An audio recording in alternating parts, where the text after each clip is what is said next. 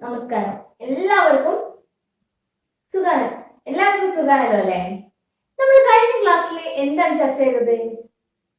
Yes, we already completed Rigveda and later Vedic period. എന്താണ് Rigveda? What is Rigveda? Early Vedic period. And what is later Vedic period? And which are the texts in later Vedic period? Which are the texts? ഏതെല്ലാം ടെക്സ്റ്റുകളായിരുന്നു later Vedic പീരിയഡില് ആര്യന്മാർ എഴുതിയിട്ടുണ്ടായിരുന്നത്? Samaveda, Yajurveda, Atharvaveda. These three Vedic texts are composed in later Vedic period. അപ്പൊ നമ്മൾ early Vedic പീരിയഡും later Vedic പീരിയഡും എന്താണെന്ന് നമ്മൾ discuss ചെയ്ത് കഴിഞ്ഞതാണ് in the previous classes, കഴിഞ്ഞ ക്ലാസ്സുകളിൽ. എന്നിട്ട് നമ്മൾ പറഞ്ഞു അയേണിന്റെ വരവ് ഗംഗാറ്റിക് പ്ലെയിനിലേക്കാണ് ലേറ്റർ വേദിക് പീരിയഡിലെ മനുഷ്യര് പോയിട്ടുണ്ടായിരുന്നത്. ഗംഗാ സമതലത്തിലേക്ക്, സിന്ധു നദിയിൽ നിന്നും ഗംഗാ സമതലത്തിലേക്ക് ലേറ്റർ വേദിക് പീരിയഡിലുള്ള Aryans migrated to Ganga plain. Sindhu നദിയിലായിരുന്നു ആദ്യത്തെ ഋഗ്വേദിക്കിലെ ജനങ്ങൾ എങ്കിൽ ലേറ്റർ വേദിക്കിലാവുമ്പോഴേക്ക് അവര് എങ്ങോട്ട് മാറി? ഗംഗയുടെ തീരത്തേക്ക്, ഗംഗാ നദിയുടെ തീരത്തേക്ക് മാറുകയും അങ്ങനെ അവർ അയേൺ കണ്ടെത്തുകയും ഫോറസ്റ്റ് ക്ലിയർ ചെയ്യുകയും അഗ്രികൾച്ചർ, കൃഷി തുടങ്ങുകയുമാണ് ചെയ്തത് ആര്യൻസ്, അല്ലെ? അപ്പൊ നമ്മൾ ഗംഗാറ്റിക് പ്ലെയിനിലെ അയൺ ഏജ് ആണ് പറഞ്ഞുകൊണ്ടിരുന്നത്. എന്നിട്ടോ സൗത്ത് ഇന്ത്യയിലും അങ്ങനെ ഒരു അയൺ ഏജ്, സൗത്ത് ഇന്ത്യ എന്ന് പറഞ്ഞാല് കേരള ഉണ്ട്, തമിഴ്നാടുണ്ട്, ആന്ധ്രാപ്രദേശ് ഉണ്ട്, കർണാടക ഉണ്ട്. ഇതിനെയെല്ലാം കൂടെ സൗത്ത് ഇന്ത്യയിലെ അയൺ ഏജിനെ എല്ലാം കൂടെ വിളിച്ചിരുന്നതാണ് തമിഴകം. ഈ ഒരു സ്റ്റേറ്റുകളെ, ഈ ഒരു സംസ്ഥാനങ്ങളൊക്കെ, കേരളം, ആന്ധ്രാപ്രദേശ്, കർണാടക, തമിഴ്നാട് എന്നീ സംസ്ഥാനങ്ങളെ വിളിച്ചിരുന്ന പേരാണ് തമിഴകം, ആൻഷ്യന്റ് തമിഴകം. ഈ ആൻഷ്യന്റ് തമിഴകത്തിലായിരുന്നു എന്തുണ്ടായിരുന്നത്? അയണ് കൂടുതലായിട്ട് കണ്ടെത്തിയിരുന്നത്. അത് നമ്മൾ ഡിസ്കസ് ചെയ്തു. ഈ ആൻഷ്യന്റ് തമിഴകത്തെ, ഈ ഒരു അയൺ ഏജ് ഇൻ സൗത്ത് ഇന്ത്യയിലെ മറ്റൊരു പേരിൽ കൂടെ അറിയപ്പെടുന്നുണ്ട്. That is megalithic period in South India. Mega means എന്താണ്? Yes, big. Lith means stone. അപ്പൊ മെഗാലിത്ത് എന്ന് പറയുമ്പോൾ big stone age in South India or ancient Tamilakam. തൊപ്പിക്കല്ല് പഠിച്ചതാണ്. ഇതുപോലുള്ള അംബ്രല്ല സ്റ്റോൺസ് ഒക്കെ പഠിച്ചതാണ്, നമ്മൾ ഓർമ്മയില്ലേ? ഇതെല്ലാം നമ്മൾ പഠിച്ചു കഴിഞ്ഞതാണ്. എന്നിട്ടോ നമ്മള് പറയുന്നുണ്ട് അയൺ ഏജില് സൗത്ത് ഇന്ത്യയിലെ ഈ ഒരു സംസ്ഥാനക്കാരെല്ലാം അയൺ ഏജിൽ അവരുടെ ശവങ്ങൾ, അവരുടെ കബറിടത്തിന് മുകളിൽ ഇങ്ങനെയുള്ള ബിഗ് സ്റ്റോണുകള് അവര് നാട്ടിലിരുന്നു. Big stones are placed in the graves. ഗ്രേവുകളിൽ, ഗ്രേവ് മീൻസ് ശവക്കല്ലറയുടെ മുകളിലും, അല്ലെങ്കിൽ ശവങ്ങള് വലിയ ഒരു ഭരണി ഉണ്ട്, നന്നങ്ങാടി എന്നാണ് അവർ പറയാം, നമ്മൾ പഠിച്ചിട്ടുണ്ട് അല്ലേ? ഈ നന്നങ്ങാടിയിൽ അവിടെ ശവങ്ങളെല്ലാം ഇറക്കി വെച്ചിട്ട് അത് കുഴിച്ചു മൂടുന്ന ഒരു സിസ്റ്റം ഉണ്ടായിരുന്നു. ആര്? ഈ തമിഴകത്തിലുള്ള ജനങ്ങള്. അല്ലെങ്കിൽ ഇങ്ങനെയുള്ള മുടക്കല്ല്, അമ്പർലാസ്റ്റോണ്, തൊപ്പിക്കല്ല്, ഇങ്ങനെയുള്ള സംഭവങ്ങളൊക്കെ ശവങ്ങൾ കുഴിച്ചിട്ട് അതിന്റെ മുകളിൽ വെക്കുന്ന ഒരു സിസ്റ്റം ഉണ്ടായിരുന്നു. ഇതാണ് megalithic period in South India. ഇത് അയൺ ഏജ് ആണ്. Iron age in South India എന്നും അറിയപ്പെടും. മനസ്സിലാവുന്നുണ്ടോ? ഈ അയൺ ഏജിൽ എന്തെല്ലാം ടൂളുകളാണ്, എന്തെല്ലാം ഉപകരണങ്ങളാണ് അവിടുത്തെ ജനങ്ങൾ ഉപയോഗിച്ചിരുന്നത്, സൗത്ത് ഇന്ത്യയിലെ ജനങ്ങൾ ഉപയോഗിച്ചിരുന്നത്? നോക്കൂ.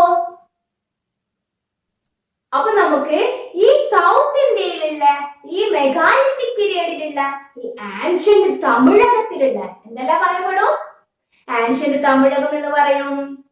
പിന്നെ മെഗാലിത്തിക് പീപ്പിൾ എന്ന് പറയും. മെഗാലിത്തിക് പീപ്പിൾ എന്ന് പറയുന്ന കാരണം എന്താ? They were placed big stone, graves. അവരുടെ ശവക്കല്ലറക്ക് മുകളിൽ അവർ ബിഗ് സ്റ്റോൺ പ്ലേസ് ചെയ്യും. ബിഗ് സ്റ്റോണ് വെക്കുന്നത് കാര്യമാണ് മെഗാലിത്തിക് പീപ്പിൾ എന്ന് പറയുന്നത്. അയൺ ഏജ് എന്ന് പറയുന്നതോ they were used iron tools. They means ഈ സൗത്ത് ഇന്ത്യയിലുള്ള ആൻഷ്യന്റ് ജനങ്ങള് എല്ലാവരും അയൺ യൂസ് ചെയ്തിരുന്നു, ഇരുമ്പ് യൂസ് ചെയ്തിരുന്നു. അതുകൊണ്ടാണ് iron age in South India, megalithic period in South India, പിന്നെ തമിഴകം എന്നിങ്ങനെ പറയാനുള്ള കാരണം. ഇനി ഇവരെ കുറിച്ചിട്ട് എങ്ങനെയാണ് നമുക്ക് ഡീറ്റെയിൽസ്, എങ്ങനെയാണ് നമുക്ക് വിവരങ്ങൾ കിട്ടുന്നത്? Which are the information we gathered in the Tamilagam peoples? Yes, we gather information about this Tamilagam, this megalithic, this iron age in South India from the megalithic monument and പഴന്തമിപ്പാട്ടുകൾ. പഴന്തമിപ്പാട്ടുകളിൽ നിന്നും അതുപോലെ തന്നെ megalithic മോണുമെന്റ്സിൽ നിന്നും നമുക്ക് ഇവരെ കുറിച്ചുള്ള വിവരങ്ങൾ കിട്ടുന്നുണ്ട്.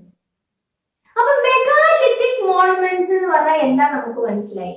അപ്പൊ നമുക്ക് പല സ്ഥലങ്ങളിലും, ഇപ്പൊ ഇവിടെ കുടക്കല്ല് പറഞ്ഞിട്ടുള്ള സ്ഥലല്ലേ, ഞാൻ നേരത്തെ പറഞ്ഞിട്ടില്ലായിരുന്നോ കുറ്റിപ്പുറം റൂട്ടിന്? ഈ കുടക്കല്ല് റൂട്ടില് എന്നിട്ട് different kinds of megaliths be excavated. നമ്മള് പല തരത്തിലുള്ള അന്ന് അവർ ഉപയോഗിച്ചിരുന്ന ഇങ്ങനത്തെ മെഗാലിത്തിക് മോണുമെന്റുകളെ, ഇങ്ങനെ മെഗാലിത്തിക് ടൂൾസുകളെ നമ്മൾ കണ്ടെത്തിയിട്ടുണ്ട്. അതിൽ നിന്നും കിട്ടുന്ന വിവരങ്ങളുടെ അടിസ്ഥാനത്തിൽ നമുക്ക് അവര് എങ്ങനെയുള്ളവരായിരുന്നു, അവരാരൊക്കെയായിരുന്നു, അവരെന്തെല്ലാം ഉപയോഗിച്ചിരുന്നത് എന്നൊക്കെ നമുക്ക് പഠിക്കാൻ കഴിയും. അത് ഒരു ഓപ്ഷൻ. പിന്നെന്താ പറഞ്ഞത്? പഴന്തമിപ്പാട്ടുകൾ. എന്താണ് പഴന്തമിപ്പാട്ടുകൾ? These പഴന്തമിപ്പാട്ടുകൾ also called സംഘം literature. സംഘം ലിറ്ററേച്ചർ.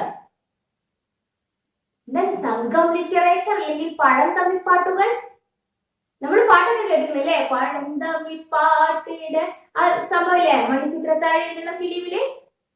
നമ്മൾ പലതരം, അതിൽ മാത്രമൊന്നുമല്ല, പല പഴന്തമിപ്പാട്ടുകൾ എന്ന് പറയുന്ന പല കൺസെപ്റ്റുകൾ നമ്മൾ കേട്ടിട്ടുണ്ട് അല്ലേ?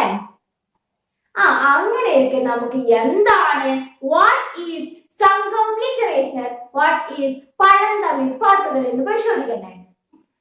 ഈ സംഘം ലിറ്ററേച്ചർ എന്ന് പറയുന്നത് ചേര, ചോള, പാണ്ഡ്യ. എന്താണ്? ചേരാസ്, ചോളാസ്, പാണ്ഡ്യാസ്. ചേര, ചോള, പാണ്ഡ്യ. ഇവരാരാണ്? ഇവര് രാജവംശങ്ങളായിരുന്നു. Dynasties. These three dynasties, they ruled megalithic period. They ruled South India. They ruled Iron Age in South India. Iron Age in South India megalithic പീരിയഡിൽ ഭരിച്ചിരുന്ന രാജാക്കന്മാരായിരുന്നു, ഭരിച്ചിരുന്ന രാജവംശങ്ങളായിരുന്നു ഡൈനാസ്റ്റീസ്. രാജവംശം, ഡൈനാസ്റ്റികളായിരുന്നു ഏതൊക്കെ എന്ന് പറയുന്നത്? ചേര, ചോള, പാണ്ഡ്യ. ചേര എന്ന് പറയുന്നത് ഒരു ഡൈനാസ്റ്റി, ചോള എന്ന് പറയുന്നത് വേറൊരു ഡൈനാസ്റ്റി, പിന്നെ പാണ്ഡ്യ എന്ന് പറയുന്നത് മറ്റൊരു ഡൈനാസ്റ്റി.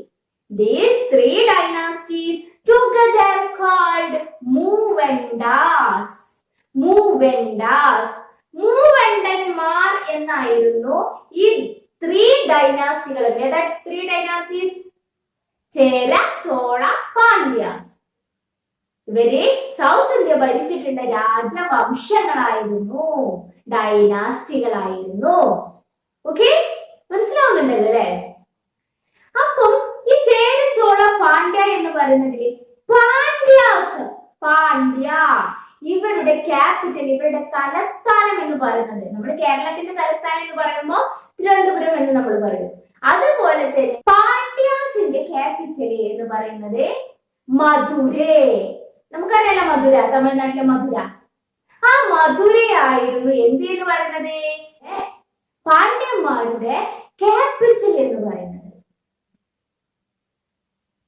ഈ പാണ്ഡ്യാസിന് they were patrons of poets and literature. ഇവര് സാഹിത്യങ്ങളുടെ ഭയങ്കര ആരാധകരായിരുന്നു. സാഹിത്യങ്ങൾ, കവിത, കഥകള്, മറ്റു പാട്ടുകൾ, മറ്റു നൃത്തങ്ങൾ, ഇതിലൊക്കെ വളരെ ആരാധകന്മാരായിരുന്നു ഈ Pandya dynasty.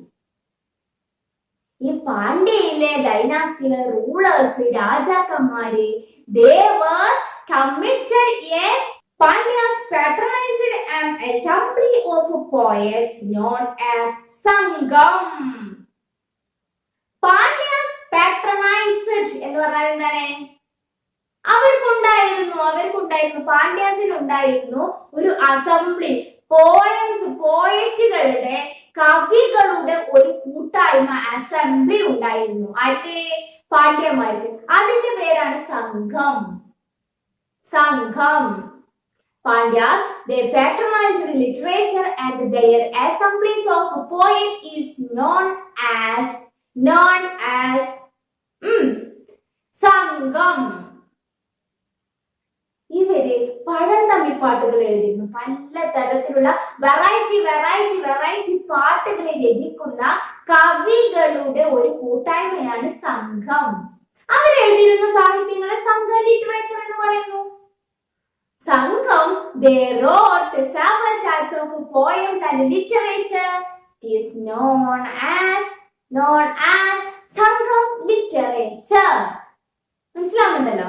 The important works included in the Sangam literature are പത്തുപാട്ട്, പതിറ്റുപാട്ട്, Akananuru, Purananuru. ഇങ്ങനെ ഈ ഒരു സംഘ ലിറ്ററേച്ചറിലുള്ള കവികള്, പോയറ്റ്സുകൾ എഴുതിയിട്ടുള്ള പാട്ടുകളുടെ കൂട്ടങ്ങളുണ്ട്. പല തരത്തിലുള്ള പാട്ടുകളുണ്ട്. ഏതൊക്കെയാണ്? പത്തുപാട്ട്, പതിറ്റുപാട്ട്, അകനാനൂറ്, പുറനാനൂറ്. ഇങ്ങനെ ഇനിയും പല വെറൈറ്റീസ് ഓഫ് സാഹിത്യങ്ങൾ, ലിറ്ററേച്ചറുകൾ, പോയംസ് ഉണ്ട് ട്ടാ. അത് നമുക്ക് 8ാം ക്ലാസ്സിലാണ് തോന്നുന്നത്. ഡീറ്റെയിൽ ആയിട്ട് ഒന്നും കൂടെ പഠിക്കാനുണ്ട്.